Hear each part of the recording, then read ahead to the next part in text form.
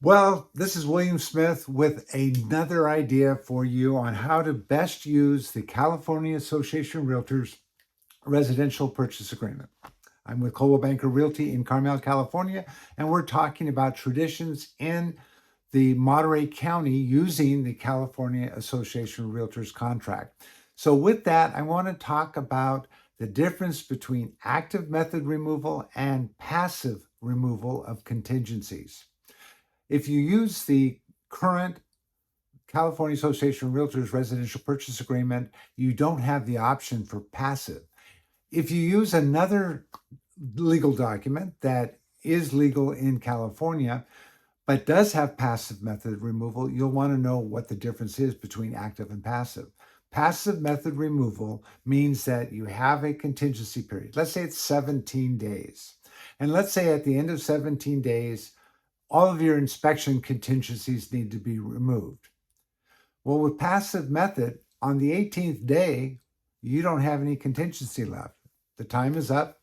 You didn't perform. You no longer have a contingency.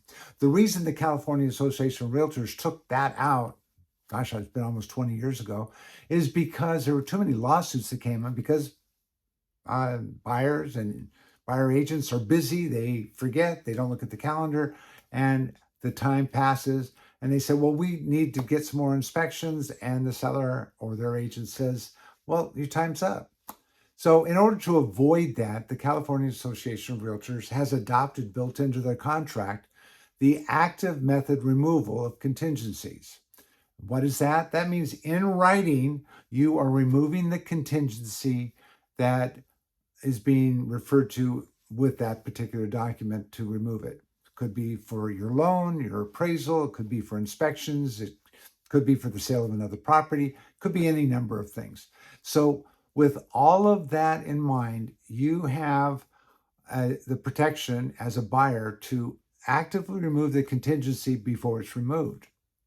Now, what if you're a seller and all of a sudden 17 days comes up, no contingency removal? You have one recourse, and that is to give a notice to perform or quit.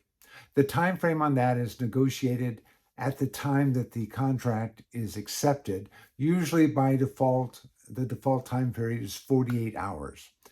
But you can make it 5 days if you want it. You can make it one day. A buyer might want to have it be for 12 hours. Who knows what the time frame would be finally successfully negotiated. But whenever that time frame is, when that notice is given, the buyer has that time frame to perform. Now, you can't give that form too early. It has to be on the day that the contingency is removed or after. If you give it too early, it's not able to be enforced, and there is some danger of doing that incorrectly. So be aware of what the time frames are to give the notice to perform or quit. But once you give that notice to perform or quit, the seller generates it and gives it to the buyer. The seller can unilaterally, at the end of that time frame, cancel the escrow, fully refunding the earnest money deposit to the buyer, and now accept another offer from another buyer. It's particularly important if you have a backup offer. All right, so what happens if you decide not to enforce it? You've given the notice, but you're not going to enforce it the day that it expired. You're going to then agree to give the buyer some more time. The best way to do that is to get an extension, allowing the buyer to have more time to get their investigations done. That's the proper way to do it. Most lenders would want to make sure that the extension is part of that so that you have a complete contract and the timeframes make sense.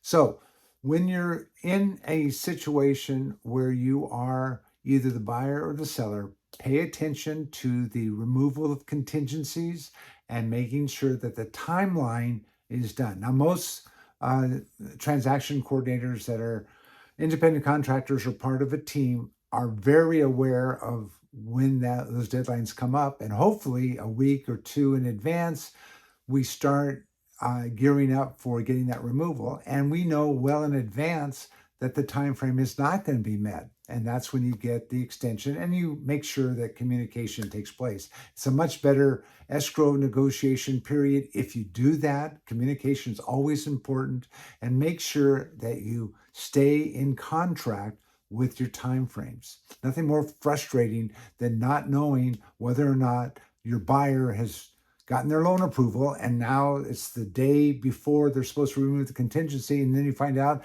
that the appraisal hasn't even been completed yet and turned into the underwriter, and it might be a week longer. Well, let's find out about that a week in advance, not the day of or the day after the contingency is supposed to be removed. So, William Smith here with another helpful hint. We're going to go into each different part of the contract and look at it from both perspectives, the buyer and the seller, so that we can strategize and assist, making sure that those negotiations go smoother and that the escrow periods are much more pleasant. So, William Smith signing off. Thank you very much.